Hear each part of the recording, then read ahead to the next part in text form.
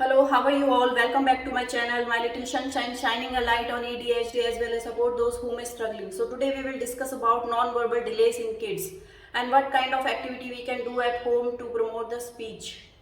So what is the non-verbal? Like when a child is not meeting the expected milestone for communications and language development, specifically in the area of spoken language. Now we'll see what kind of activity we can do at home to promote their speech. First, play with the sound toy. Provide that kind of toy which makes sound, such as a rattle, drum, and musical toys. Encourage your child to express the sound by shaking, hitting, or pressing the button. This can help develop their auditory skills and encourage vocalization. Next is singing and dancing.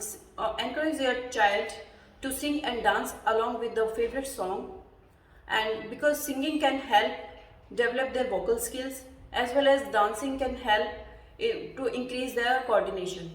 Next is picture exchange communication system. It's also called visual communication system that can help non-verbal child to communicate.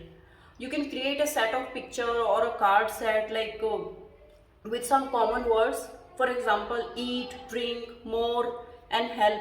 Teach your child to give you an appropriate card to communicate their needs. For example, whenever they want, if you first you need to recognize this word for eating, this word for drinking, this word for help.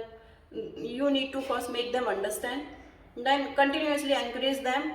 Whenever you want water, you need to show me this card, so that can be very helpful for them. Next is play game that encourage communication. Again we will use same games like Simon Says and I Spy, right? Can help them to follow the instruction and use their vocabularies. So you always use this type of games.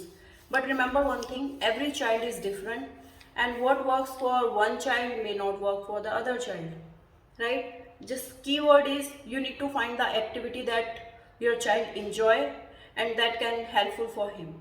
Thank you so much for watching my videos. Please keep sharing and subscribe at least to help others. Thank you so much.